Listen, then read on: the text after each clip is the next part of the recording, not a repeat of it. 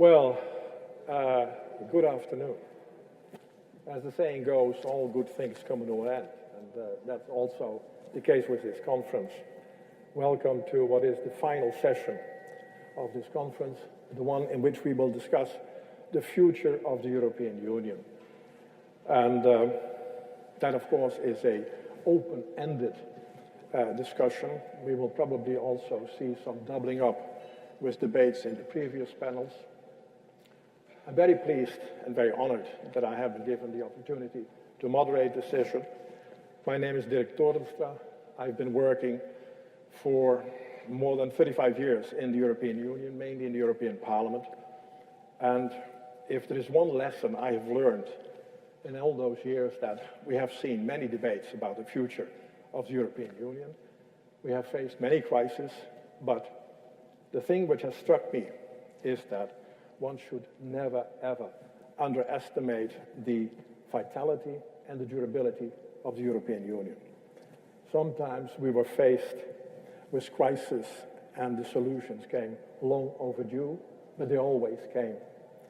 Sometimes when nobody wanted to invest a dime in the future of that same European Union, sudden, unexpected, great compromises were found, and suddenly we moved onwards.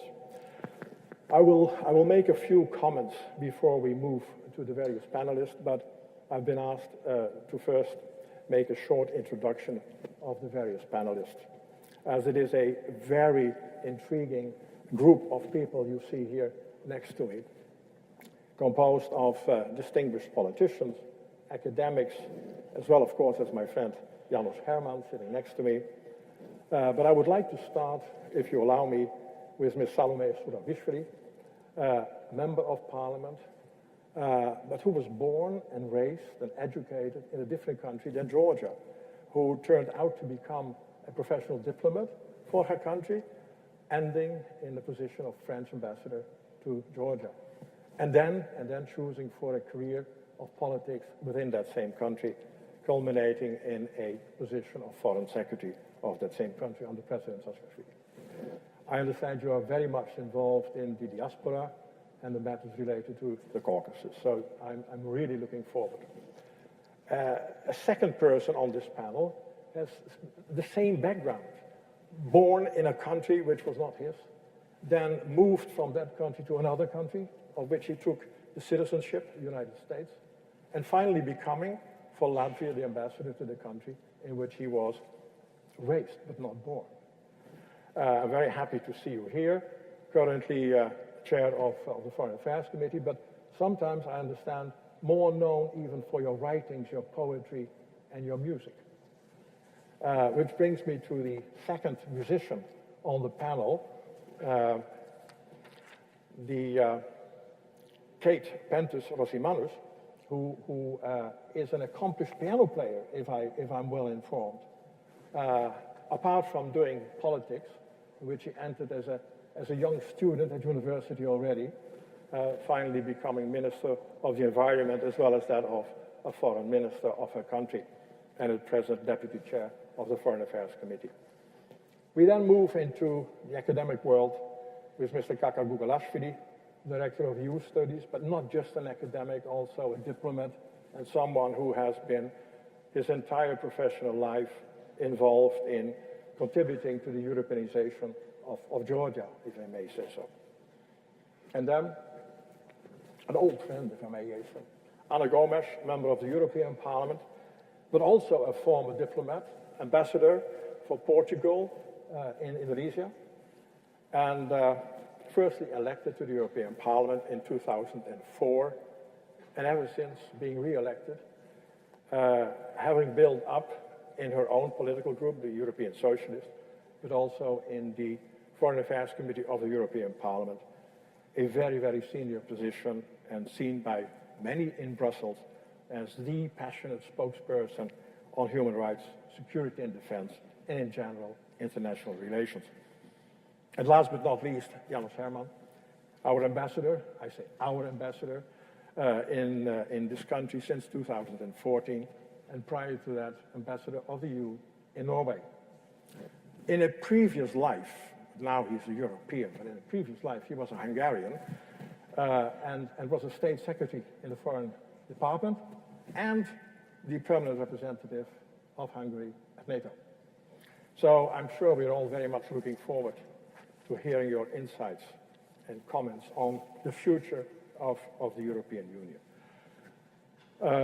I have agreed, following the instructions, being an old official, we follow instructions from the organizers, that everyone should be given 8 minutes to give a kind of general statement view of how the future of Europe is being seen, the future of the European Union is seen.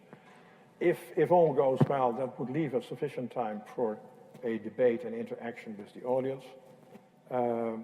So without further ado, let me make a few observations on how I see the future of the European Union, its current state, and the most important topics, in my view, which could be debated. If you would ask me now about the current mood in Brussels, I would say that it is pretty upbeat. Is it because of recently released figures indicating that economic growth is up, particularly in Central Europe, or unemployment is going down, even if it is far too high still in many of our countries, that new trade agreements are looming, that the euro has proven to be a very stable currency, that we are seeing far less refugees, we see the beginning of a new social policy concept, and we have seen a new start thinking about a European defense component, or has it something to do with the refound unity after the Brexit debacle, or the need to regroup after having been told that Trump puts first America in his national and foreign policies? Now, is it due also that still some member states like to continue bashing Europe for all the faults in the world?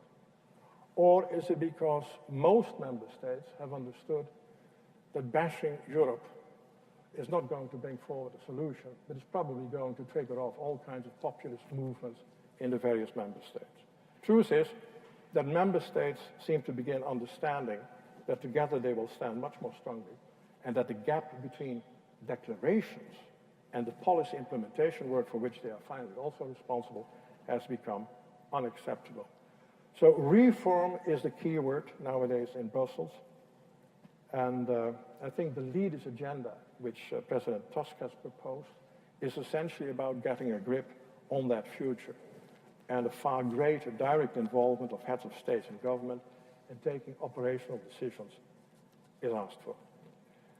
I'll just give you one example. In 2014, Europe came together to talk about what is being seen as the new push in our economies: electronic, digital, internet-related economies. 43 internet economy-related measures were adopted in 2014, and the last time we looked back, only 6 were implemented. So much for declarations on the one hand and implementation on the other. And although Juncker's State of the Union scenarios were not everywhere applauded, there was a common feeling that the EU was in need of change, and that the timing for doing so was now. More flexibility, a better decision-making process, and an ambitious agenda for the future, but, and this is the big but, without any treaty changes. The election of Macron has put new dynamics into the debate, and perhaps, who knows, what will be the outcome of the coalition negotiations in Germany. But if there's going to be a grand coalition, with the insistence of the German SPD on a full Europeanization of the German government, it may well be that a newfound, re-energized alliance between France and Germany will be able to clearly set off that new reform effort which is needed. This urgency is becoming even more topical when you look at the demographic changes which will affect Europe in the years ahead. Just a few figures. In 1960, Europe represented 11% of the world population. In 2015, this was 6%. And by 2060, it will be even less, 4%. And there will not be a single member state which will have more than 1% of world population. So there is indeed strength in unity.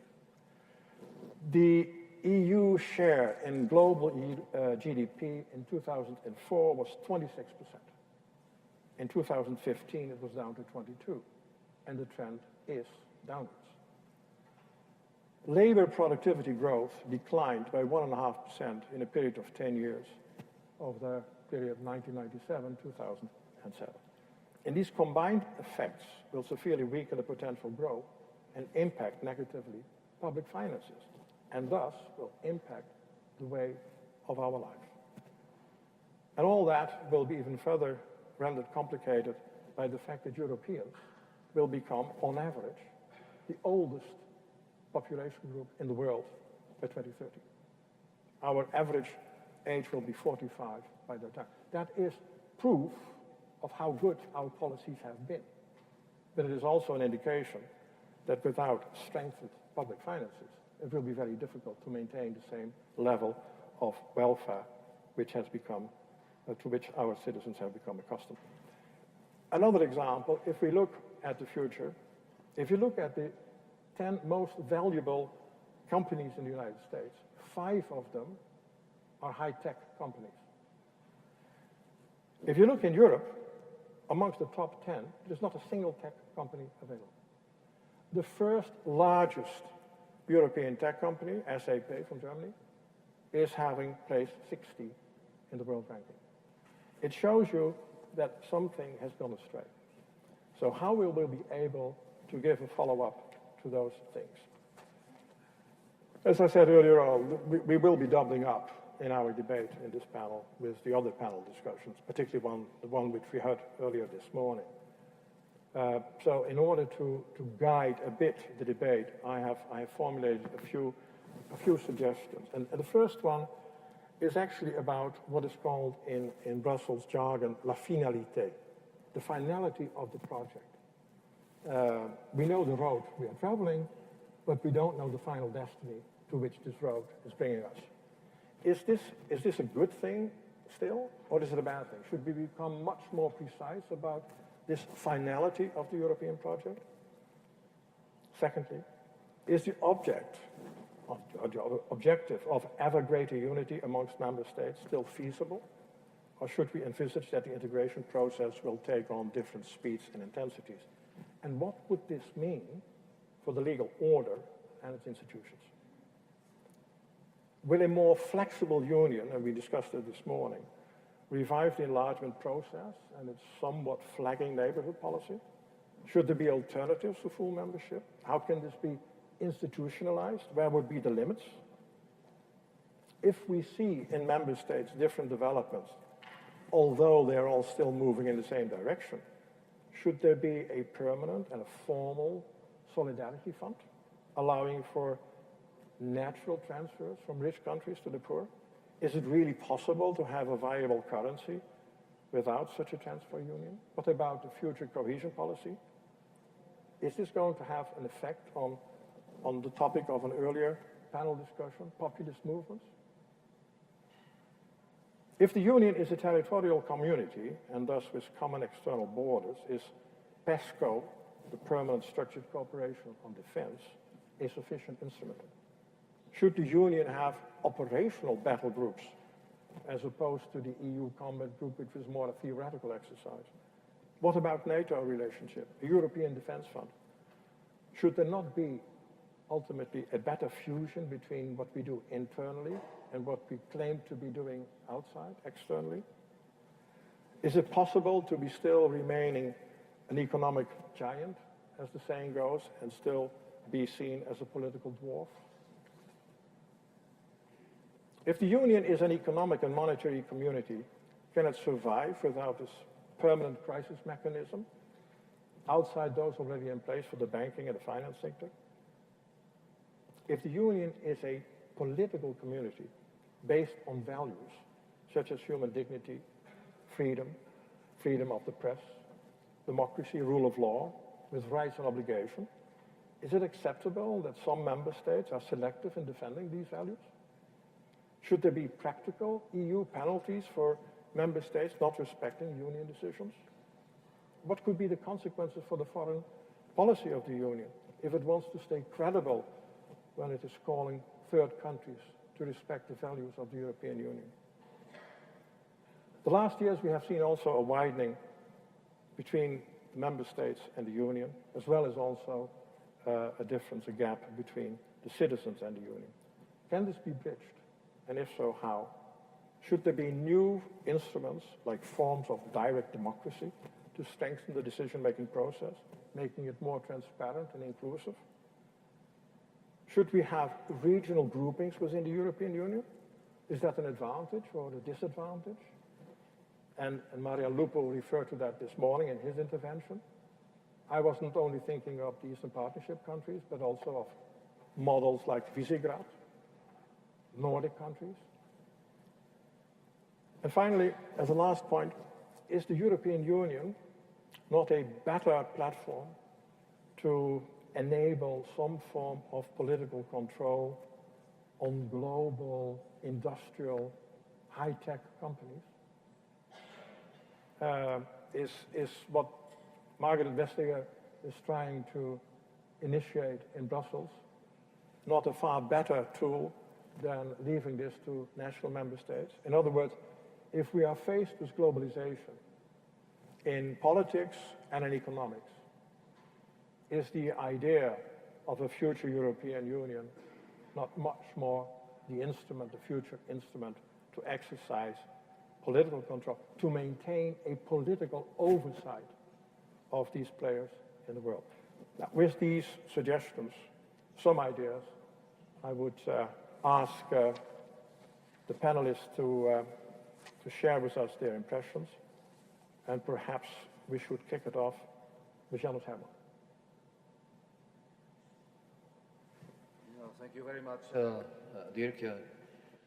I say from the very start that I cannot give an answer to your questions. First, because of the quantity of them, and second, because of the quality of them. And let me start by quoting an American, but not the one that's most frequently quoted lately, but another one.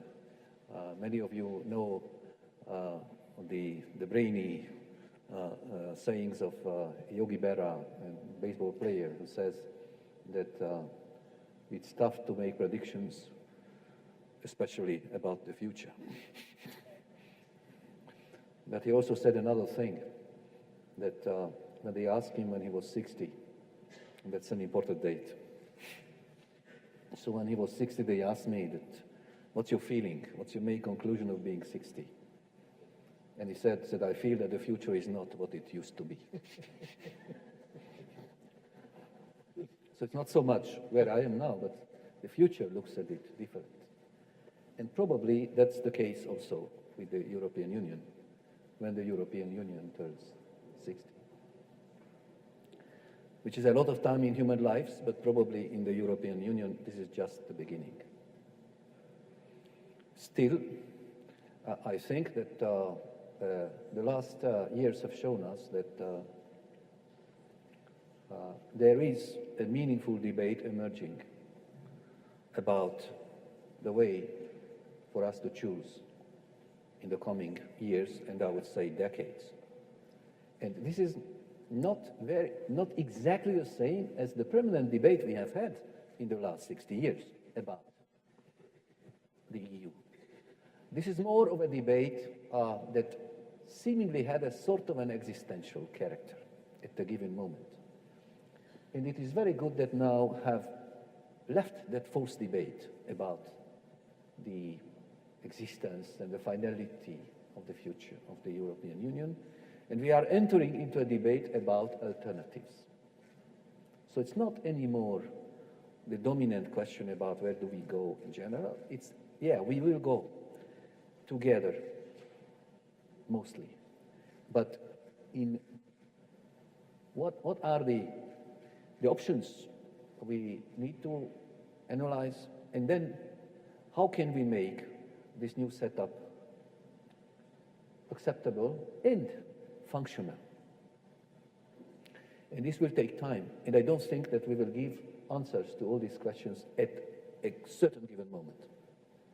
This will come, as it has always come in the European Union, by partial, incomplete, answered corrections.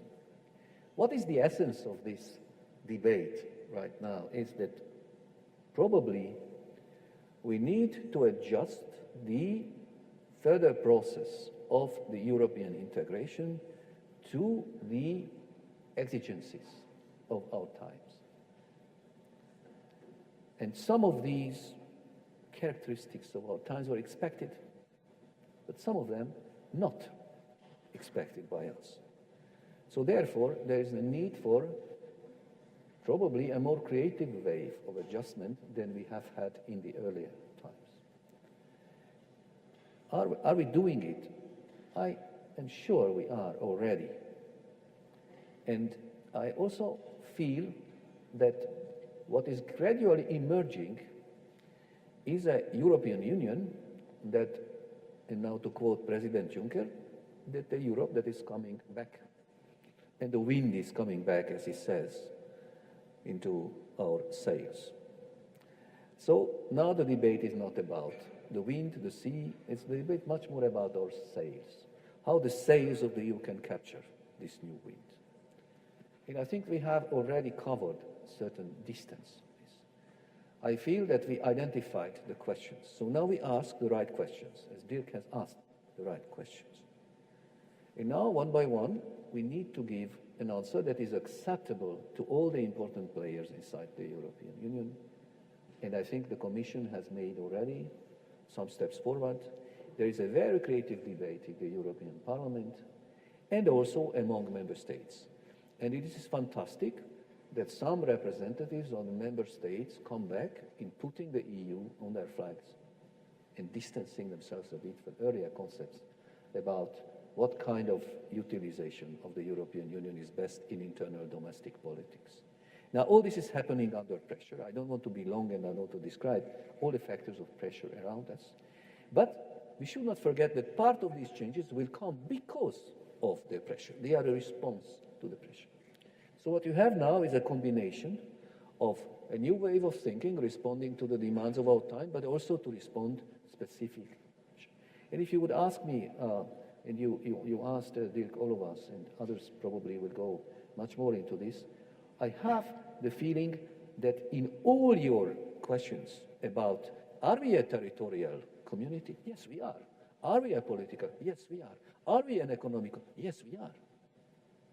Are we a community based on values? Yes, we are. And I think that the response to all this is emerging as, if not consensus, but a majority yes to all these questions. So the debate is moving more towards how then we implement this intention of us into reality in the second decade of the 21st century. And so my picture is an optimistic picture. It's not about whether we can do it. Yes, we can do it.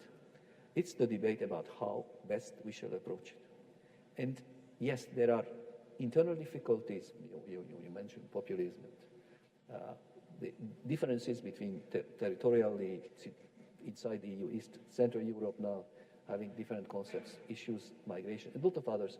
But I think that the European Union has a solid foundation that is not for a decade, not for a year, because of globalization, because the diminishing of Europe, it has it. So the question is not that anymore. The question is how we make this valid for the benefit of our citizens. And the last sentence, what does it mean for Georgia? Yes, Georgia should know that there is a European Union, that is to stay. And a more confident, more consolidated European Union is a good message for Georgia. And part of this consolidation will come not inside the EU, it will come in our relationship with the world. And primarily with the countries which are closest to us. So what my message from this post is, from this place, and I see your eyes, is that please take part in this debate. Please contribute to it. Let's work together, especially on how we develop our relations in this new age that's emerging in the case of the European Union. And some of the processes that might be a response to problematic issues like the development of our defense identity, will be an opportunity for you. To a certain extent, some of the processes that will require creative thinking in relation to the countries that are around us is a positive opportunity. In itself, it's not always positive, but for you might offer positive opportunities. So that is my message. And I just conclude by saying that I apologize if I did not go into all details, but it's very difficult to describe such a vast process only through details. I wanted to convey to you more general appreciation of the process and feelings. I think feelings can be sometimes important.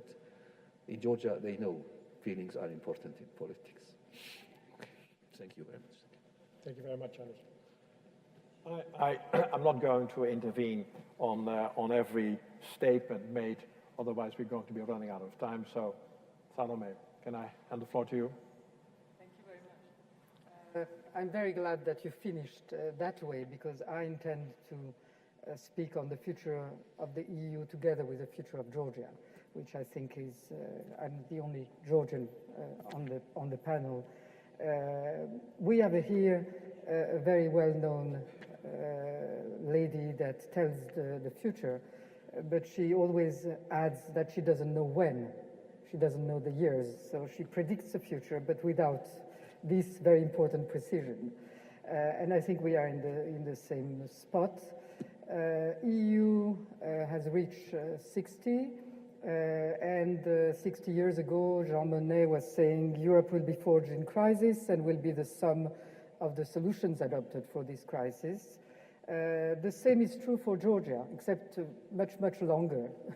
For centuries, Georgia has been forged through crisis, through overcoming wars, and that's the way it has developed its identity. I was working on the other side that you mentioned with my other previous hats on the Balkans crisis, and then following that we developed the European security and defense policy, to which I contributed somehow. So that's how the way things work. And when we look today at the developments between Georgia and the EU, which we have been discussing over these days, what is now happening and what is prefiguring the future, we see quite interesting trends. The challenges that we thought were specifically European are making, sometimes unfortunately, their way in Georgia. Most recently, terrorism. I hope it's not of that magnitude, but still we have now discovered something that has affected tragically almost all European countries. Migration, we used to consider that nobody was ever emigrating for Georgia, but that has changed over the past 25 years very much. But now, more recently, we have also become an immigration country, and our society is discovering what that means, and it is also creating some tensions. Unemployment, it's not very recent, but it's something that is a very major problem in today's Georgian economy. And in other words, in that sense too, we are becoming Europeans. But what is maybe more interesting is that Europe is discovering challenges that Europeans thought were only for us, for those countries on the eastern side of the continent. Frozen conflicts were just that, and together with this qualification was the idea that they were not capable of threatening Europe's stability. With the 2008 war and more recently the occupation of Crimea, things have changed. These conflicts and the aggression has come closer to the European borders, and what is happening over the European skies from the Russian intrusions in the airspace is also making this threat closer. Russian influence, which is maybe more a challenge to Europe than it is to us, because we have been more used to the Soviet propaganda and we knew better, maybe it's changing too. how to deal with it, was completely ignored before by Europe. And to discover that Russia has a soft power, is using fake news to manipulate media, and is interfering in national politics or, albeit in elections, is something that is very new for Europe.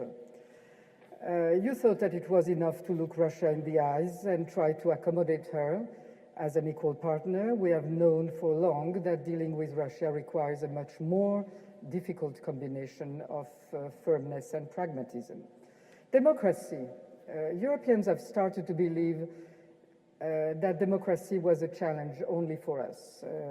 One-way street in which Europeans were giving us advice, sometimes more than advice, while Europe was a definite model of democracy. Well, we're seeing now that this has changed direction, and some more threats are coming to the model from inside the EU.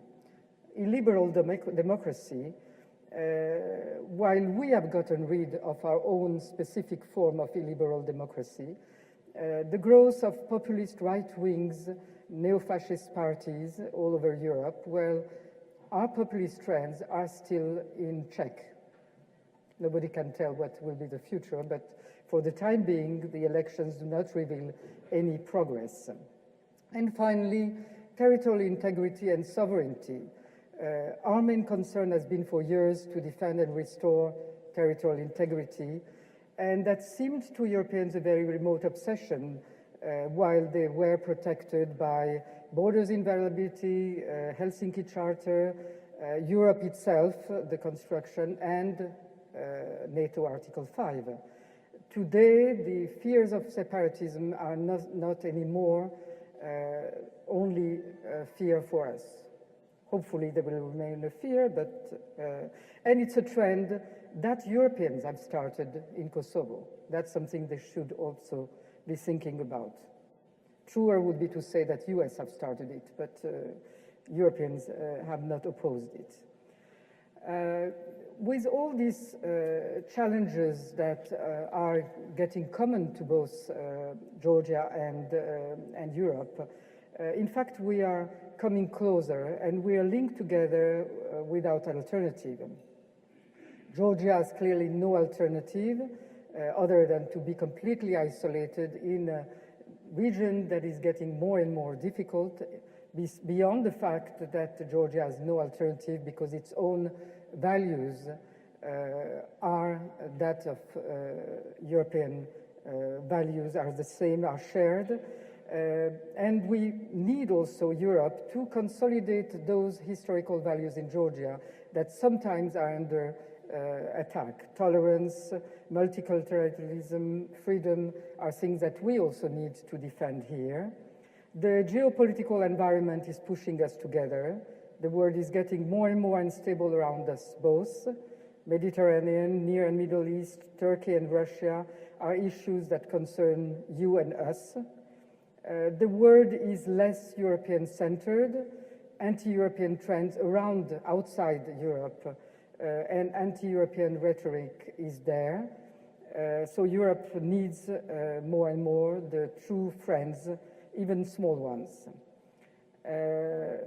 Finally, you cannot ignore what are no longer our frozen conflicts, but are occupied territories, because attacks to our sovereignty are no longer just concerning us.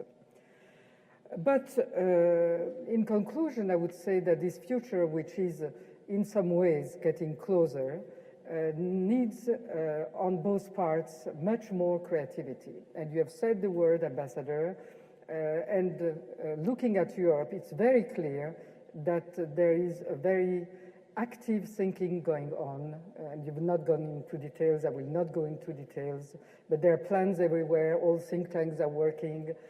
I wouldn't say the same about Georgia. Georgia is frozen somewhere in the mantras. Membership, we're going to get the membership, that's our direction, and we'll get there. Yes, we'll get there, but as Mrs. Kakulia would say, sometime we don't know when, and we don't know what would be that European Union which we will join. But on the way, there is much more thinking to be done. There is much more creativity on our side that is needed to really see what we can do together with this changing European Union in the time that separates us from now and there. For instance, probably we should share with the EU that the not one-size-fits-all model is no longer valid. I don't think that somebody was yesterday, I think, talking about renewed carrot and stick. I think we're finished with carrot and sticks. We're partners in a difficult world, a small partner to a very big Europe, but a partner. And it's not carrots and sticks that can work any longer, especially when the main carrot, which was the membership, is not here today in a real way. So we need other forms of relationship. We need to ask much more from Europe on the subjects such as the occupied territories, but we should come with creative proposals on our side.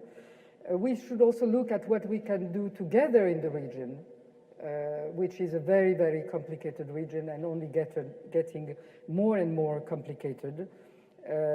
We should use what are our historical potentials that were used in the past as a country between East and West, between Islam and the European world, where we can have together to gain a very specific role. And we have to find also new answers to sovereignty versus federalism, which is something that concerns Europe and should concern us. So in short, we have to be on our side too, much more audacious. Thank you. Brings us to our next speaker. Ojārs. Very much. Next year, Latvia, along with its neighbors Estonia and Lithuania, celebrate the 100th anniversary of the founding of our republics. The sad thing is that 50 of those 100 years we lived under foreign occupation. And the one thing we learned from that is countries of our size and in our geographical location cannot survive in isolation or in neutrality. And which is why, for us, after reestablishing our independence in 1991, our first priorities were to begin the path toward membership in both NATO and the European Union. Now, Victor Dolidze earlier in the earlier panel today mentioned that membership in NATO and the EU are a final goal for Georgia. I understand what he meant, but I'd like to rephrase that. It's not a final goal. What we've learned is that it's the end of the first challenge that you face, and that's getting in. Once you get in, the next challenge is actually being an active member and understanding what membership is all about. What we didn't expect, which is the third challenge, which is working to keep the organization together. And especially as we've heard in the last couple of years, there are many doubts about the future of the EU. So that, yes, there's a lot more to do once you've joined. In a sense, and something we understand is that the EU is a work in progress. Our capital of Riga has a motto that it's a city that will never be finished. And according to legend, if it ever is finished, it will sink into the Daugava River. I think the same can apply to the European Union. If anyone thinks it's finished, then it probably is finished. It's going to be a work in progress, and we see that. It's a moving target. And we see the challenges. Brexit is being brought up constantly. Our Serbian colleague yesterday made an interesting comment. He referred to Brexit as an STD. If you don't know what that is, that's a sexually transmitted disease that can be picked up in public toilets. After the Brexit vote, a lot of people thought this disease would spread throughout Europe. I think perhaps the opposite has happened, that many European Union countries watching the agony of the UK is perhaps having second thoughts about leaving and perhaps are more committed to actually trying to keep the Union together. Now, all of us who are in the EU have been offered for Mr. Juncker and the EC 5 future scenarios, and we're all debating this, we're discussing it in Latvia. We don't have an answer yet, but I think in Latvia, as we usually do, we will probably end up somewhere in the middle. We're the middle Baltic state. We tend to always find compromise between the extremes, and I know with the 5 choices that were offered, you could simplify them and say either do nothing or do everything.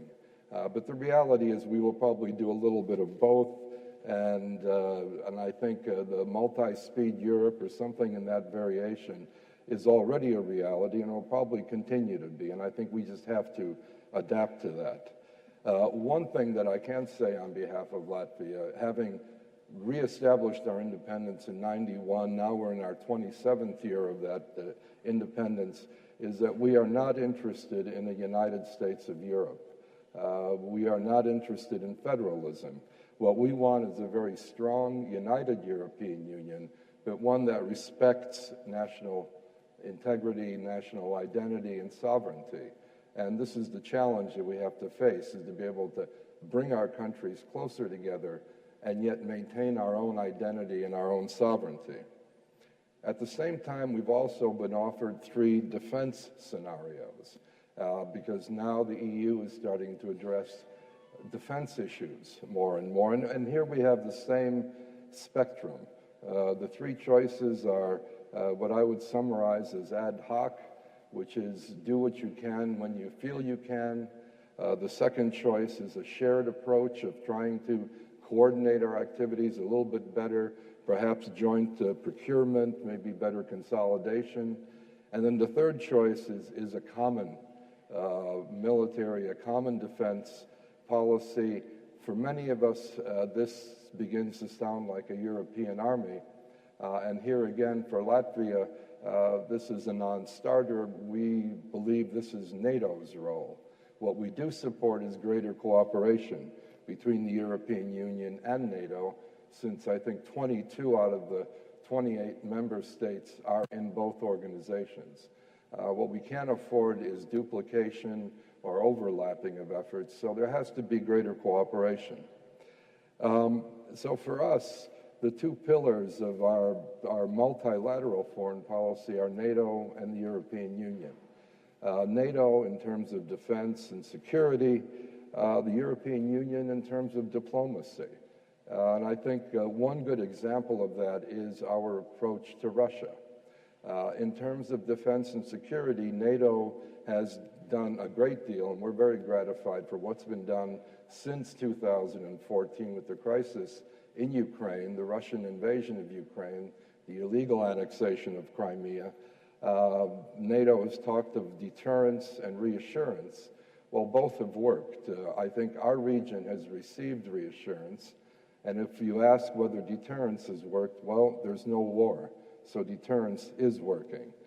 However, NATO cannot resolve the political problem in Ukraine or in Crimea. That's a diplomatic issue, and that's something the European Union can resolve working with other countries. And here, it's a little bit disconcerting, at least to hear some of the rhetoric from the new administration in Washington, at least at the outset last year, about questioning the role of the European Union and the need for a European Union. If there weren't a European Union, there would probably not be a sanctions program against Russia to try to bring about a change in policy in Ukraine or Crimea. Because you can imagine what it would take to try to get 28 different countries, one by one, to approve a sanctions policy without having at least an ability to work together through the European Union. We support this continued process of trying to have a common defense and foreign policy, but it's not always possible. And each of our countries has our own bilateral relations, and then we have our European Union relations. And I think one example where that, I won't say is a clash, but there are some differences, is in our policies towards China, for example. The European Union has a China policy, But many of our countries are part of the 16+1 process, where China is working with many Eastern European countries. Now, there are other members of the European Union who will look a little bit leery at this because we're doing something that they're not. But this shows we have to have flexibility. We have to be able to have a common policy, but at the same time work on our national interests. And finally, to talk about Georgia, because that's what this conference is focusing on. And here again, I think one thing our Georgian friends have learned is that both NATO and the EU are moving targets. And it's very hard to hit a moving target. And as we've talked about, all the changes that are taking place, Brexit, the challenges within the European Union, even between EU countries and Brussels. And so your goals, even though you have to keep working on the same goals and the same reforms, you also have to adjust to the changes that are taking place, both in Brussels and in the 28 other capitals. And that's where I think one of the more popular buzzwords of the last few years that has been resilience. All of us have been told that in order to deal with security and other challenges, we have to be resilient. We have to be able to adapt to changing situations. And I think that's the key for Georgia. In my experience, Georgia has been doing so. I think you've been very successful. Sometimes I feel a little bit guilty because I think you've achieved much more than you get credit for. And the target keeps moving, even though you're moving in the right direction. But keep the faith. We're just going to have to keep working together, both to get into the European Union, both to keep the European Union strong, and to keep it adaptable and keep the Union resilient to the changing world around it. Thank you. Much. Keit. Thank you, and good afternoon to all of you.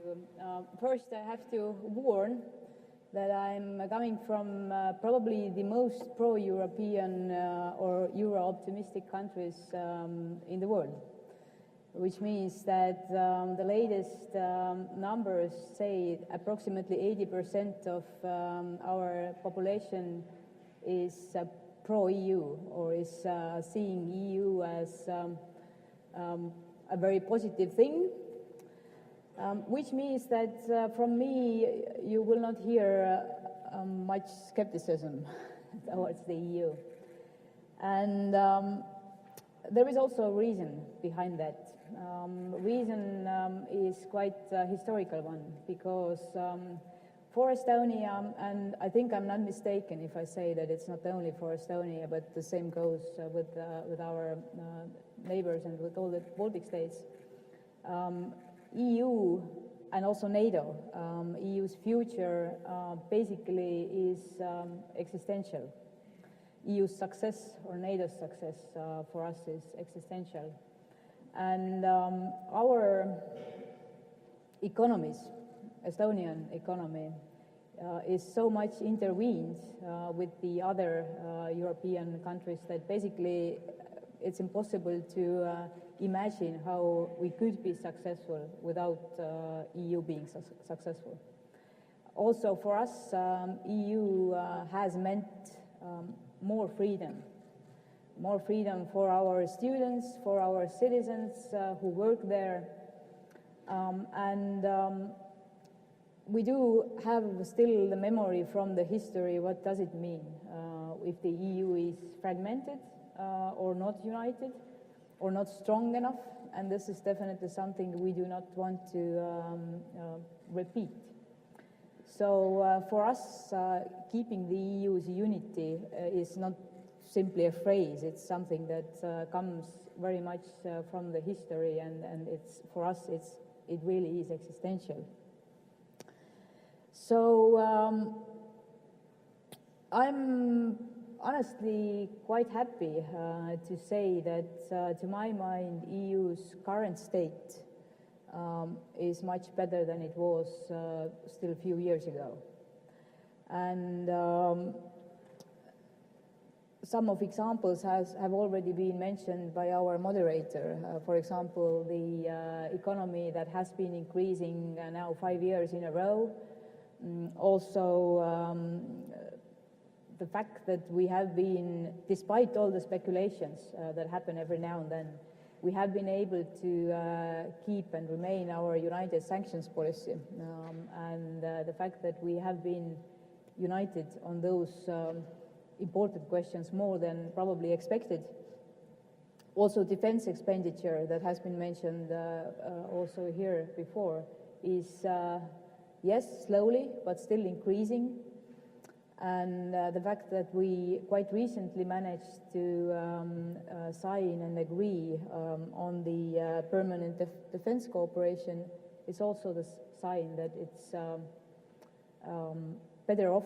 We are better off than we were a few years ago.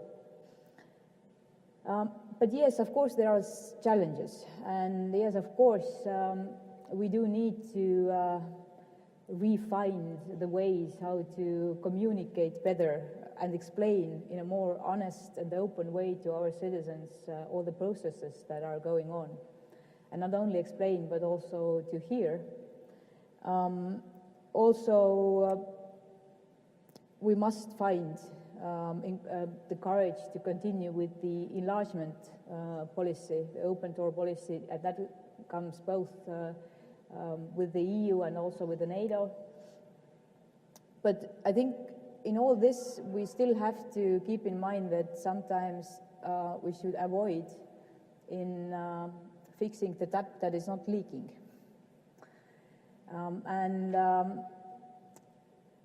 Maybe it's useful to have in front of us the wider trends or the challenges that will be influencing not only the EU but the world during the next couple of decades.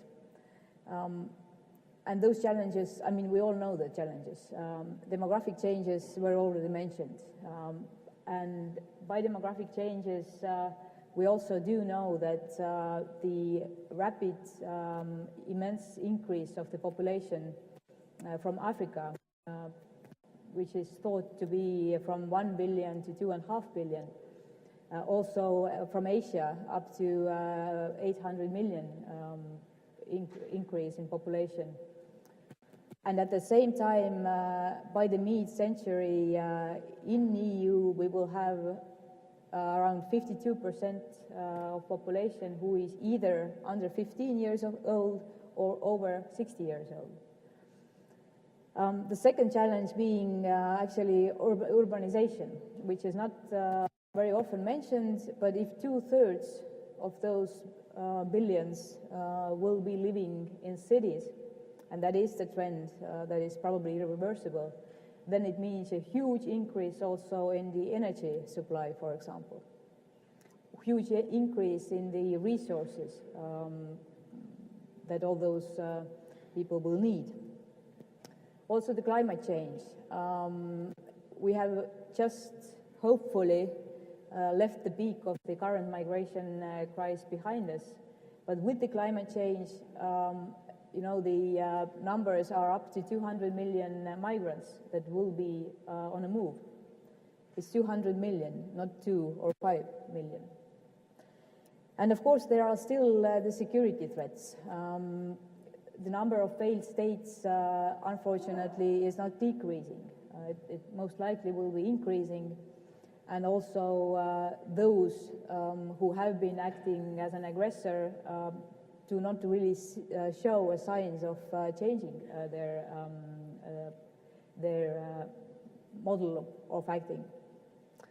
So if we do have this framework in front of us, then I think the real question is how can we be competitive as a Europe? How can we be competitive in this kind of environment? And of course, I do not have the final solutions, but I would still highlight 3 things. And the first one is integration. To integrate, which does not necessarily mean federalization. And by integration, I mean tearing down the barriers we still have between each other. if we have that big framework of challenges in front of us, then I think it should be extremely clear that the competition is not between ourselves. We, as Europe, should compete with those from where these challenges appear. We still have economical barriers between the different states. There are still enormous amount of barriers when it comes to the digitalization of our economies. So tearing down and integrating on that way would definitely help to improve also our competitiveness. Second thing is to find as many friends outside of Europe as possible. Or sometimes, of course, it's said that in foreign policy there are no friends, there are just interests. And if we want to put it this way, then to find as many partners with whom our interests coincide and not collide is and should be a definite must, basically. And that brings me once more to the perspective of enlargement, because to my mind it is impossible to explain how we could really manage with all the challenges like migration crisis, like security threats, but also actually threat of terrorism without enlargement, further enlargement. The stability currently behind Europe's border does mean also the stability of Europe. And to my mind, those challenges we will not be able to solve if we will not continue with the enlargement. And that includes both our partners on Eastern or Eastern Partnership countries, but also on Western Balkans. And the third thing would be security. Increased cooperation on security fields, including cyber, hybrid, but also conventional means. And of course, accepting that NATO and EU, again, are not competitors. They are not currently competitors, nor will they or should they be. But the EU's own need to improve the security, also meaning the border, not between ourselves but outer border, is definitely a need for a future.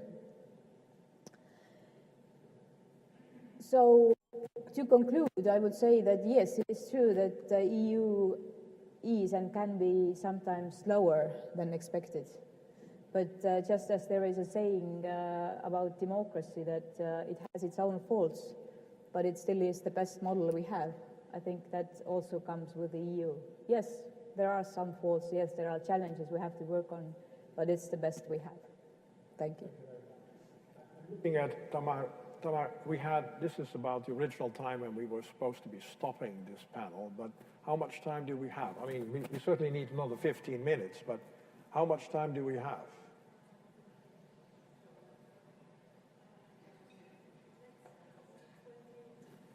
Okay. Then we move to Kakha. Well, thank you very much. So, I'm Georgian too. Right? Yes. Well, of course, it's not easy talking about future of the European Union from Georgian perspective. Of course, people in the EU and those who work hardly to create this future, they know better what kind of future EU should have. But still, EU's future is very important for us, for Georgians. EU's future is probably Georgia's future too. Maybe I shouldn't say probably, it's definitely Georgia's future too. So I think that we also have right to make some analysis and to even suggest something about the EU's future. So many centuries ago in Greece, Plato said that the best way of governance is when the philosophers govern the country. Philosophers by that time meant scientists. Of course, scientists, but he got actually governance of oligarchs instead in Greece that time. And it was catastrophe, of course, for Greece at that time. Scientists will never actually rule and never govern the countries, but what I like in the European Union and why I believe in the future of European Union, because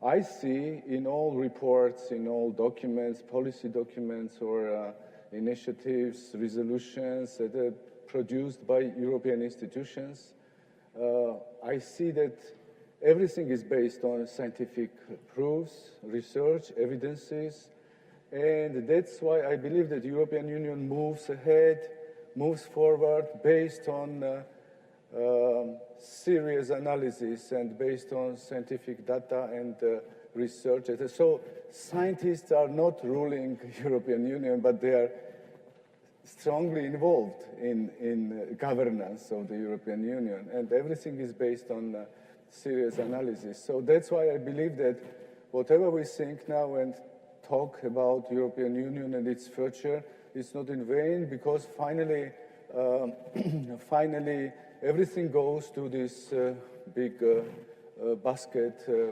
from where the analysis is done, and the ideas are caught, and if they are valid, then they are developed and taken. So talking about future of European Union, I think we should talk, and we were talking here about two basic things. This is functional development of European Union, so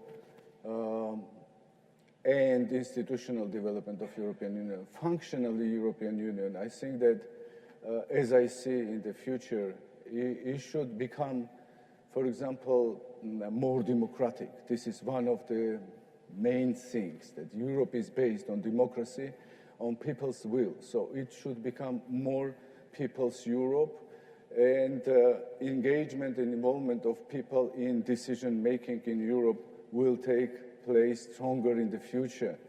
But as far as it will become more democratic and more wider population takes place, in order to have really good decisions from the wider people, the level of education, and it's important to raise the level of human capital in this Europe. Otherwise, it would be difficult to compete with other less democratic communities. So, where decisions are taken by leaders and only leaders. So I mean that this is very important for the development of human capital in Europe. And second, and another thing is, of course, the trends, how the world develops, contemporary world develops, and competitiveness of in this world depends not more on resources or on management or administrative capacity, but more and more on innovations. And of course, European Union being very good power, I would say, and transformative and normative power, and based on values, and I think model for the world, which the world should take, to my view. And being such a important and for the world power, I think it needs also to be always also leader in prosperity, and economic future of Europe is very important. In this regards, of course, competitiveness is very important for the Europe, and here the innovative policy, of course, comes. Europe should become more and more innovative, and people, Europeans, should create more innovative Europe. Defense, of course, European Union should and will develop its common defense, and it is as a goal, one of goals of the Lisbon Treaty, and I believe in common defense of Europe. But in the same time, of course, Europe will deepen its Euro-Atlantic ties. I don't think that between US and Europe the gap will become wider. I think that in the future these two big civilizations like America and Europe will become closer. and Euro-Atlantic ties will become closer, and this will become a unified area of justice, liberty, and security. So important things for European Union, I think this is this impetus for expansion. I don't say enlargement exactly, but expansion of European Union as such. So expansion of values, of the mode of governance that Europe governs itself, and it should expand outside, so emanate European way of governance and whatever is embodied in treaties of the European Union. And enlargement, to my view, and these concentric circles which are created around Europe, EU, including Eastern Partnership or Mediterranean Union and others, I think that all these are like shaped according to the European ideas, and they are going towards becoming homogeneous with European Union or compatible with European Union. So to my view, this enlargement of European Union should, I will take it, enlargement of European Union should not be understood in the same way like it was understood up to now. Of course, I will not start repeating that there is different models of multi-speed Europe and concentric circles and differentiated integration, etc. All these models are serious, and I think that Brexit may stimulate or may stipulate the new approaches towards European integration.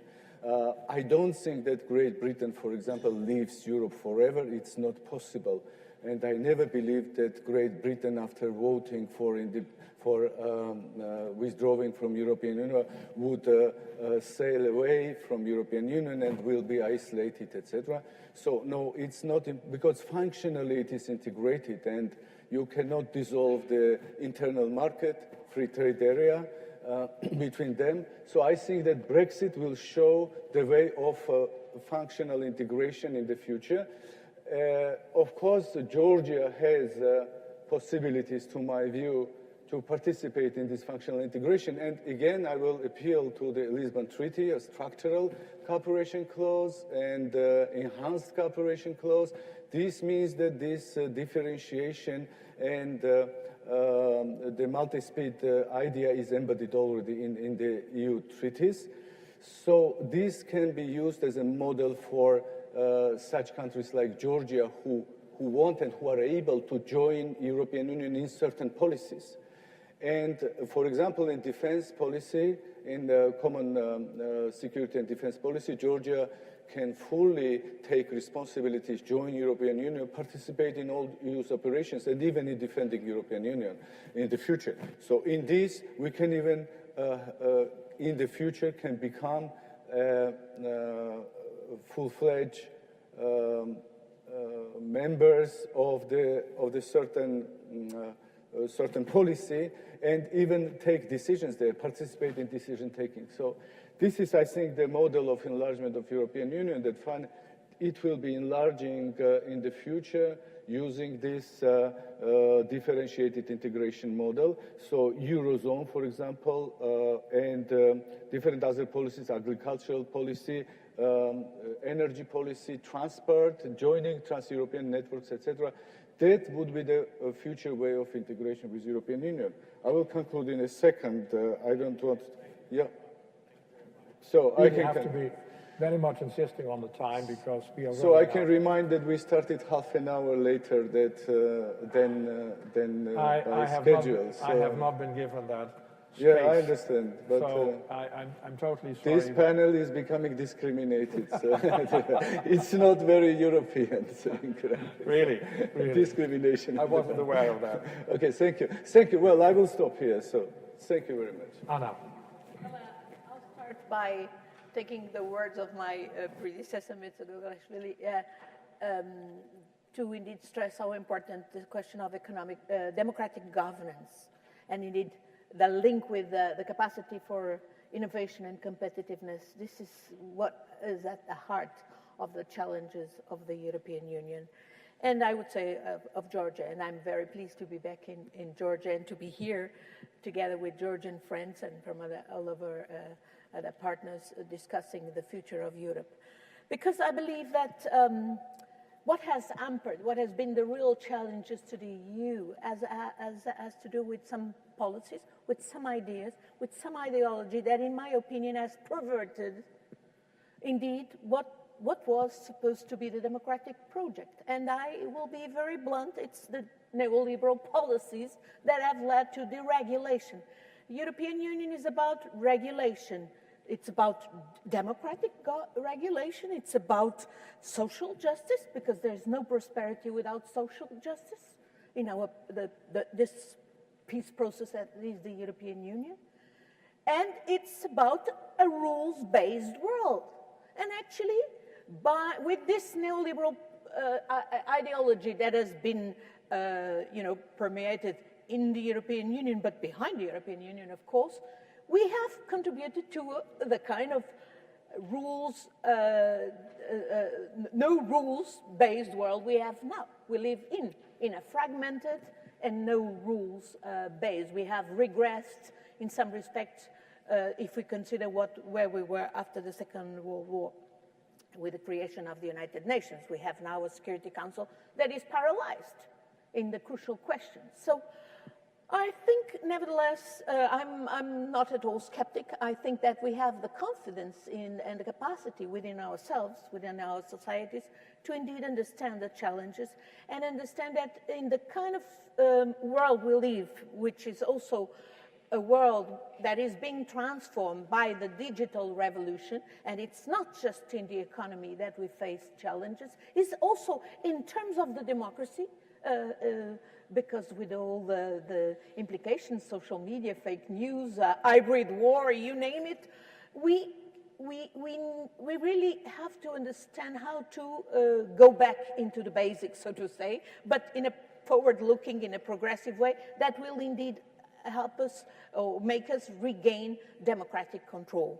And I would say, coming from the south of Europe and from Portugal, I would have said that the ultimate perversion of the consequence of these neoliberal policies was what we have seen as a response to the financial crisis in 2008, the so-called austerity. And I have nothing against austerity, meaning rigor and balance of public accounts. I have everything against austerity when it means only destroying of wealth, destroying of growth, destroying of jobs, more inequality. This is what fuels populism. This is what fuels, delegitimizes governance at the national level and at the European level.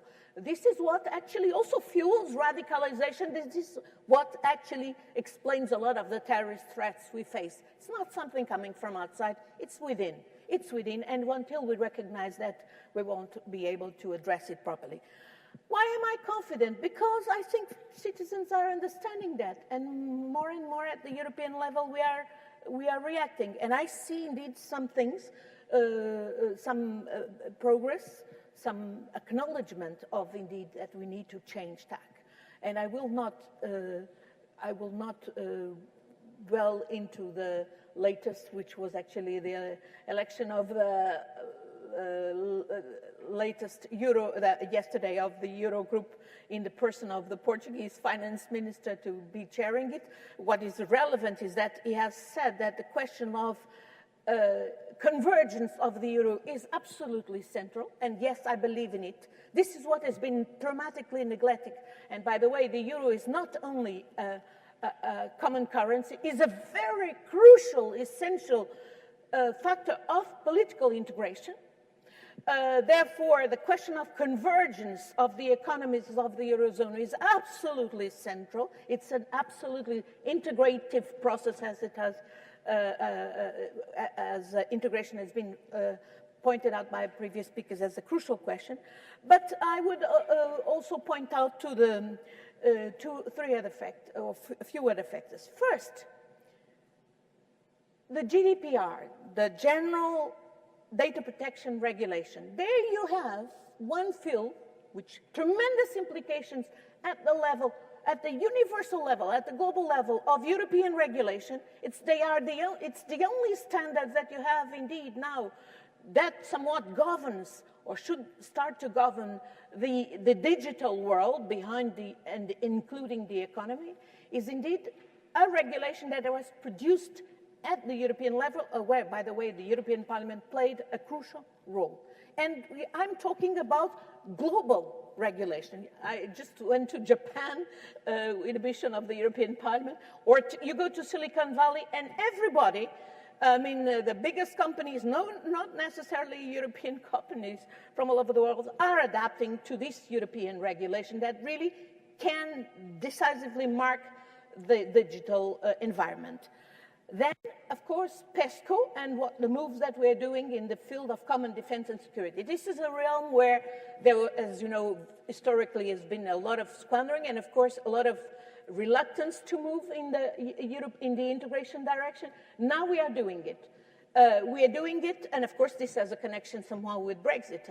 Probably Brexit helps focus the minds that this is the need to go. And it is very important because, of course, there are a lot of challenges that no country alone can face, and that only working together we can be effective. And, of course, the cyber challenges are the most clear ones. And it's about, actually, strategic autonomy of the European Union. And I won't tell in me, but I think this is pretty important. Then, of course, the social dimension, and the Gothenburg summit has been indeed very significant. For the first time since long, our governments are indeed understanding that the social dimension cannot continue to be neglected. This is a question of legitimacy of governance. We won't be seen by citizens as delivering if indeed we don't tackle the social dimension. And that is about regulation, economic, and all the implications. The other implications in this transformed world by the digital environment. Finally, I would point to something which is, there's still a lot of reluctance. Today, our economy ministers are supposed to decide on a EU common blacklist of tax havens. This is another area where it's absolutely essential for governance, for democratic governance, for our governments to have the ability and the means to actually face the challenges in every field, from defense to social policy.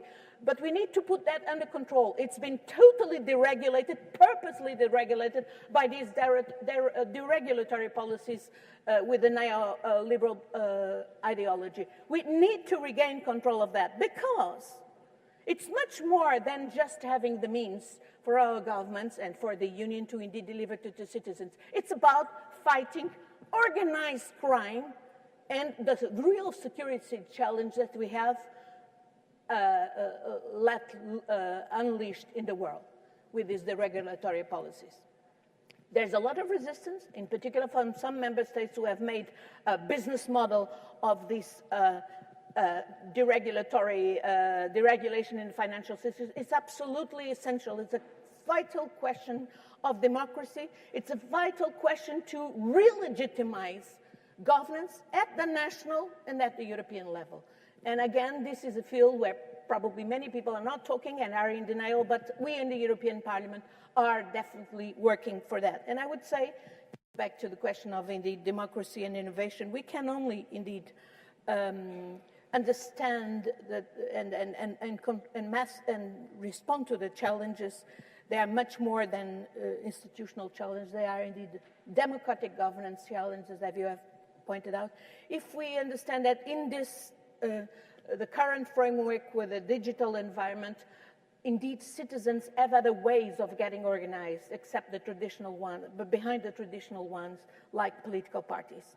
And we have to respond to that. And I think this is exactly where the role of democratic scrutiny by national parliaments, by European Parliament, is really important and should be enhanced. And I think we're going to see that in the next European elections. For Georgia, I will end that. I think all of this, I mean, I would tell in frankness to all my Georgian friends, don't be fooled by this talk of enlargement. Just make the decisions because they make sense for your own democratic governance. Because, of course, European Union regardless of what the European Union decides in terms of, European Union will not be able to make a difference in foreign policy or in a neighborhood, the significant difference if it doesn't sort its own internal problems like the ones they have highlighted. So all these challenges make sense as well for Georgia and for other countries with a very close, intense relationship with the European Union on itself for democratic governance of Georgia. And of course, in this sense, I think it's not because there is a carrot at the end of the process that Georgians will have to make the decisions that make sense for Georgia for their own democratic governance.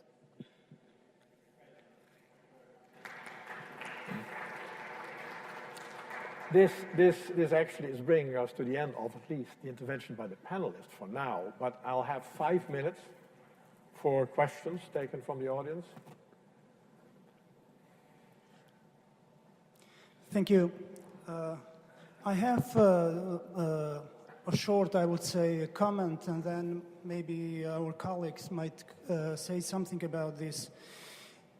With regard to the future of EU, I would like to explain and illustrate by saying that right now EU is in one place, and the attraction force of that place has been there for 60 years. And now we need another attraction force that will pull us from this attraction, from this loop, completely into another loop, into another attraction force, that the gravity of this force is much stronger than the one we have been for 16 years. So EU, what the ambassador said, how we need to find an attraction force that will unite and keep the future of EU, and this attraction must be much forceful and strong than the previous one that we had for 60 years. If, for example, terrorism can bring us together, which I would say 50 years ago it was unimaginable, United States and Russia to work together in Syria or Middle East for terrorism. So you see, here we have one attraction force that brings all the countries together to fight something.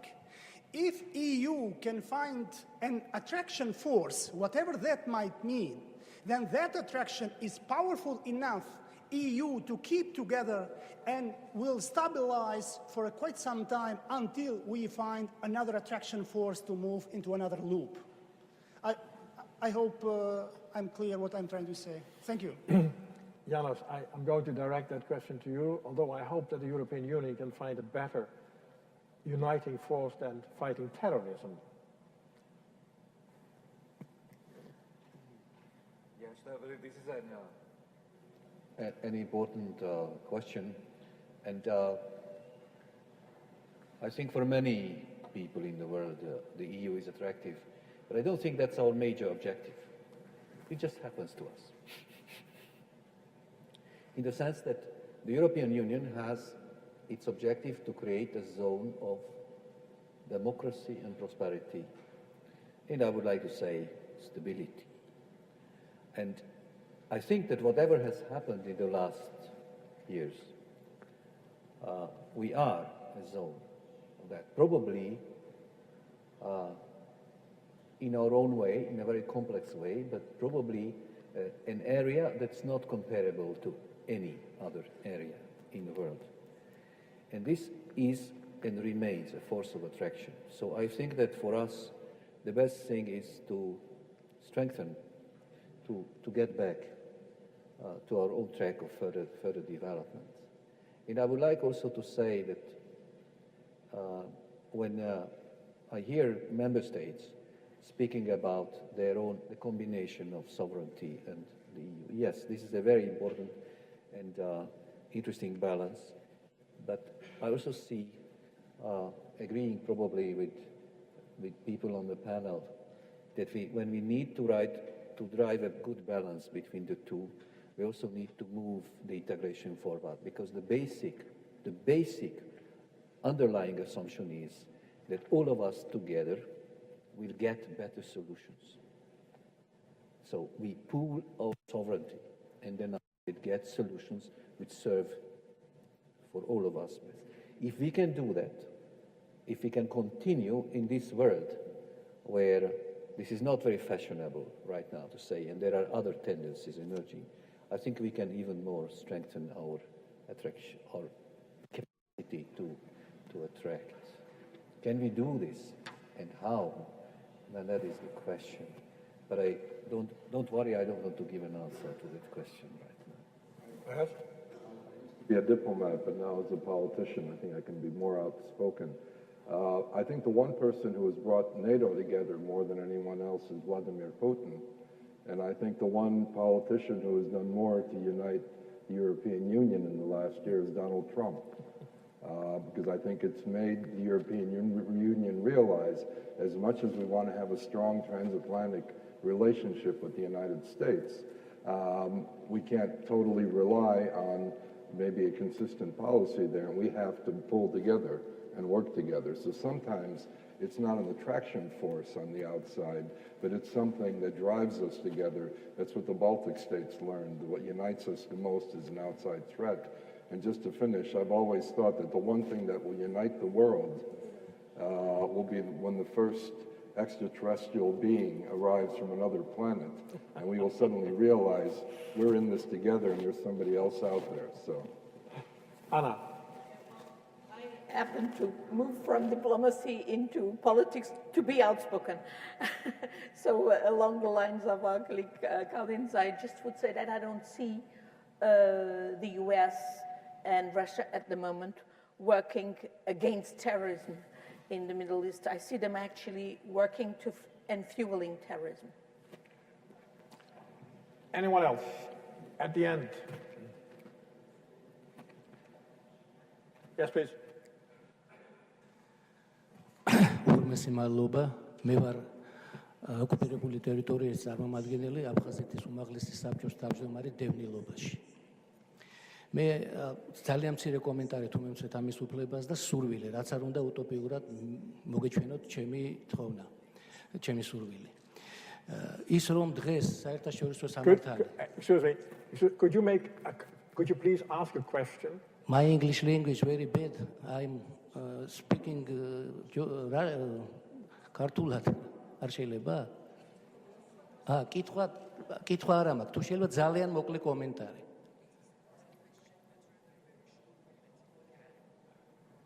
Very, very, very short. Very, very. ესე იგი, დღეს ჩემი შეხედულება როგორც ერთი ადამიანი, საერთაშორისო სამართალი არის ძლიერთა სამართალი. ამას მეტყველებს თუნდაც იმ ვეტოების უფლება სხვადასხვა სტრუქტურებში არ შევეხები მათ, რომელიც დღეს აქვთ მხოლოდ ძლიერებს. ხო არ უნდა გადავხედოს მსოფლიო, რომ პატარებსაც ჰქონდეთ ვეტოს უფლება, რომ თავი დაიცვან, ეს პირველი. მეორე, თუ და ამის მართალი მაგალითებია, როცა რუსეთს შეუძლია აღადგინოს კონსტიტუციური სამართალი მაგალითად ჩეჩნეთში და გაასწოროს მიწასთან ეს რეგიონი, მაგრამ ამის გაკეთება არ შეუძლია საქართველოს თავის რეგიონებში. და მე არ ვლაპარაკობ ძალის მიერ ჩარევაზე. ლაპარაკობ, ჩვენ ერთ-ერთზე დარჩენილიყავით ჩვენ განდგომილ რეგიონებთან, ჩვენ მეგობრებთან. ჩვენ ამ პრობლემას ბევრად უფრო სწრაფად გადავწყვიტავდით. არა ისე, როგორც თქვათ გაერო მისა უფლება თავის დროზე რუსეთს, როგორც მეზობელ ქვეყანას, ჩარეულიყო და თავისი ეგრეთ წოდებული სამშვიდობო ჯარები დაეყენებინა აფხაზეთში და საქართველოს ტერიტორიაზე და აგერ 30 კილომეტრში დღეს ისინი აქ არიან. აი ესეთი ცოტა დაგვიანებული რეაქცია ევროკავშირის, თქვათ, ეს სანქციები რო შემოიღო თუნდაც ჩეჩნეთის ტრაგედიის მერე, თუნდაც 2008 წლის მერე, და მაინდა-მაინც 14 წლის მერე, კი ძალიან კარგია, მაგრამ ცოტა სწრაფი რეაგირება რო ყოფილიყო, ნაკლები ტრაგედიები იქნებოდა, მე ვფიქრობ, საერთოდ მსოფლიოში. აი ეს იყო ჩემი სურვილი მხოლოდ. მადლობა. Thank you very much.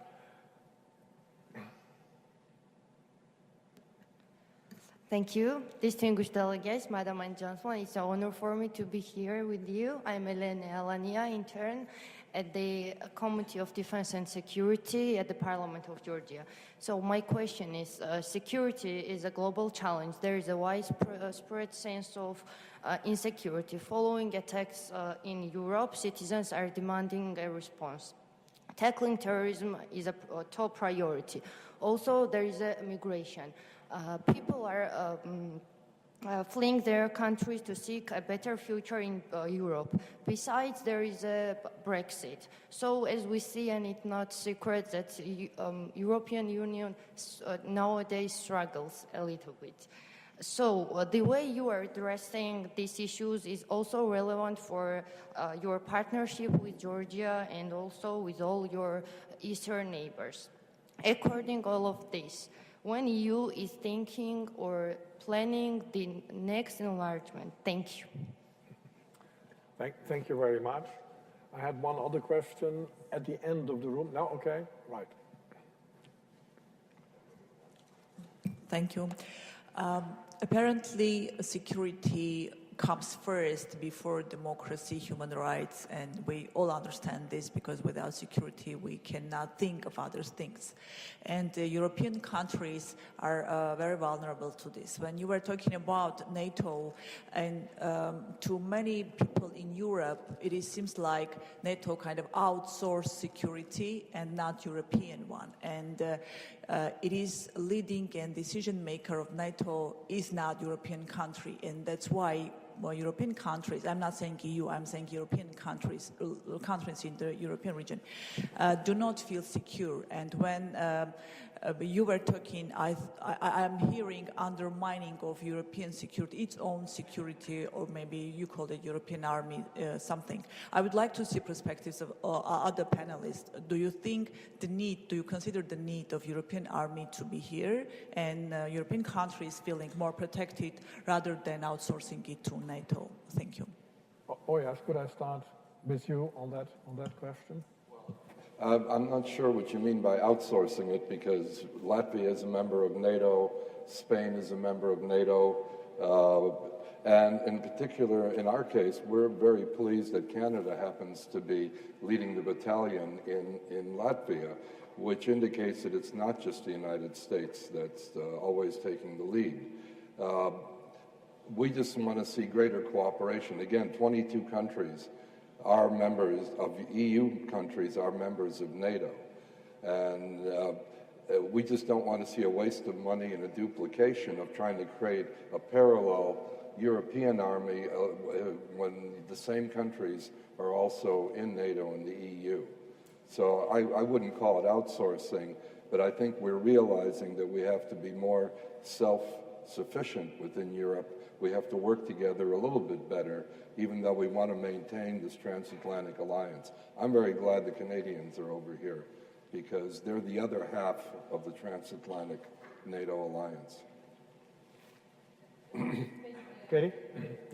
Basically, I can echo what Ojārs just said, but and maybe sometimes there is a misunderstanding or people just talk about different things when they talk about NATO and EU's defense spending. There is no such thing as NATO's army. There are armies of different NATO member states. And having that in mind, then increasing the investments or increasing the level of defense expenditure in EU countries also, in fact, helps to strengthen the NATO. So it's absolutely not collision in these things. And of course, just as I said also before, the NATO and EU, also when it comes to the defense expenditure, they are not competing with each other. And the need to increase the defense expenditure also in European countries, I mean, it has been known for quite some time. And this is the way that it's now going. I see that it's only positive, and I absolutely do not see that there could be some kind of conflict between the NATO and EU defense expenditure. Kakha? I want just to add that I don't see any contradiction between development of EU's proper capacity to defend itself and in the same time to strengthen Euro-Atlantic ties within the alliance. So just to my view, EU needs stronger common defense. So EU needs common defense. It can fight against its own challenges before the NATO is involved in operations. Probably not always United States or Canada are necessary to be involved in operations in Europe. So Europe should be strong in order to organize and stabilize things on European continent. And afterwards, it's a global, vis-a-vis global challenges, of course, NATO should act. So, thank you. Anna, would you like to add something? Yes, I fully concur that indeed by strengthening European capacities in the field of defense, we are not undermining or overlapping with our performance in the context of NATO, as colleagues have said. But of course, this has to do with also strategic autonomy. There are things that we need to do by ourselves, and we need to have the capabilities to do it. And we need to deliver better value for money to our taxpayers in terms of the defense budgets. We can do it in the European level, at the European level, and this doesn't collide with our NATO obligations. On the contrary, it will enhance them, actually, as the European pillar of NATO.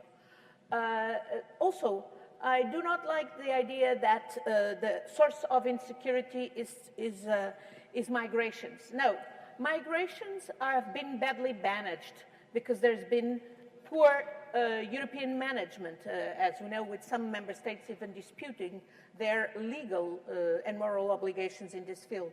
It's important to understand the challenges that have been pointed out in terms of demographics, but managing it, because we are a continent and also of aging population. We need migration, we need to manage it properly. That's what has not been so good so far. But that is not the source of insecurity. As terrorism, as I said earlier, it's apart from what is happening in other parts of the world, what challenges Europeans are actually problems at home, and the neglect and the obsession to talk about foreign fighters and not understand the causes for radicalization within the European societies that have a lot to do with lack of opportunities, disinvestment in the social field, lack of integration for the communities inside the European Union. It's what indeed is at the heart of this sense of insecurity. Janos, a final word on this? I feel it's very important for us together to be entirely aware of our own capacity to speak about the future. Full belief in our own capacity is important. We are spending 3 times as much, the EU member states, 3 times as much on defense than Russia. That's our expenditure. Now, it is very fragmented. And I think that if we can put our act together in developing together defense industries, capabilities, better coordination, then by that, first of all, we give a much better response to the challenges to the security of our continent, and also by that we make NATO also stronger. So I think that we are on the way to that. And as far as enlargement, you asked me, somebody asked when the next enlargement will come. Of course, I could say the next will come first among the others. But I would like to say that the important thing is not so much the time. It should come when conditions will be ready for that. And just like to say that, as the President of the European Commission said at an earlier message, that there will be no enlargement, new enlargement, in this period of the Commission and the Parliament. Now he also says that there will be in the next one. So I cannot give you the year, but I can give you the pretty confidence that it will. So it is coming. On that note, I would like to close the debate here in this panel. I'm terribly sorry, we are really running out of time, and I would like to give the floor to Tamar, but only after you have given a big hand of applause to the panelists for their excellent work. Thank you very much indeed.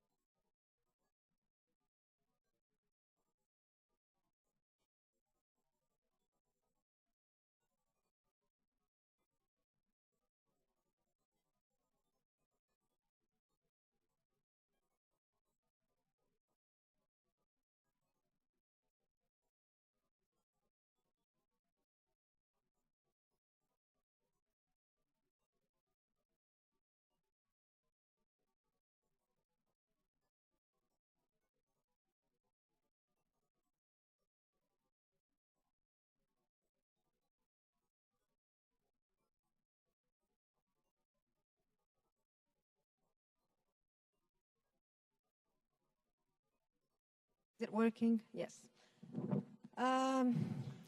Dear guests, ladies and gentlemen, we are dramatically out of time and we are losing people as we go by. Some people have already had to leave, so and I know others are leaving. So I will make these final remarks as short as possible, and that's a bad sign because every time somebody says that, it's normally long. So I will try not to be too long.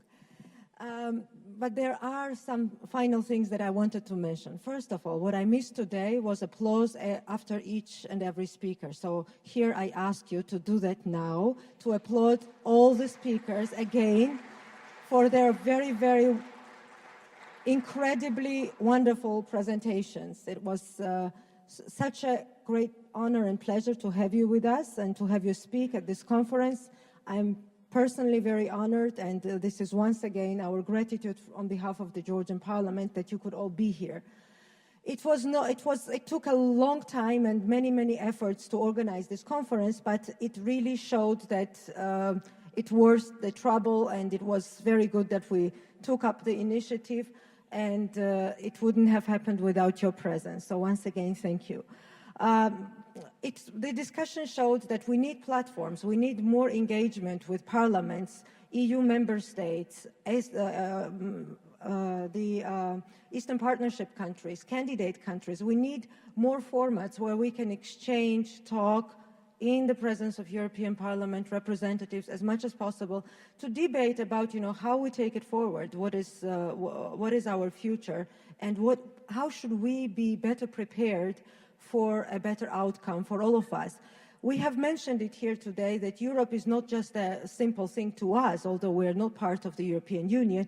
EU has an existential importance, not only to Latvia. I think it was Latvia or Estonia that mentioned it on the stage today. It has an existential importance to us as well, to those countries that are looking up at Europe thinking this is the space for peace, this is the space of development, this is the space for prosperity, and we want to be part of that space. But even without us being formally part of the space, we want it to succeed as much as possible. So we are existentially interested in having Europe strong, consolidated, and we stand with you in this. It was the panelists today that was making analogy, saying that more and more increasingly we see that the challenges that EU is facing are the same as the challenges that the countries, its partners outside the EU are challenging. I mean, there are so many similarities. We can work on addressing those challenges together, definitely, and this conference has been a good testament to that. The other takeaways, I was trying to make notes since there were so many things that were incredible and that were mentioned here. We really need to work together. That was something that figured in every panel, basically. In every panel, we had the same message. Obviously, we are stronger together. It doesn't only refer to the partners, but partners as well. We, Eastern Partnership countries, candidate countries, we have, this interest that unites us, that we want to see Europe strong and consolidated. So let's be together, work together as much as possible, make strong each other. And when we are together, our voice also is better heard in the European Union member states. So, I think we have a lot of reasons to work much more strongly together. And of course, EU member states have to work together. There are many issues EU is trying to resolve, but I think we can contribute in this process also very much. EU is a moving target, it has been mentioned, and I fully subscribe to that. It was also mentioned yesterday by Claire. EU was not made as it is now. It was started 60 years ago. It was different. It has evolved and developed into what it is, and it is still evolving and developing, and that's why it is so hard for us to catch it, because as we advance and go in the right direction, it also keeps moving. So that, yes, absolutely, that is so. But it's not an impossible target. It is still there. We just have to speed up and get our act together. And when we do that, we, of course, stand better chances to get what we want to get. But important is that we are all there for more stable, more peaceful, and more prosperous world, if you want to say, but we are not that ambitious. So let's make the continent more prosperous, stable, peaceful at least, and let's make all of us part of that very great initiative. So thank you very much once again. specifically to our foreign guests. It's not very easy to get to Georgia. Ana Gomes arrived last night, and she's leaving immediately after the conference. I mean, I just had to mention it because, I mean, that shows a lot of dedication and commitment, so I particularly thank you, but also all others who have made themselves available for this conference. Please, let's applaud once again to all our visiting guests, our great moderators. Thank you very much for being with us.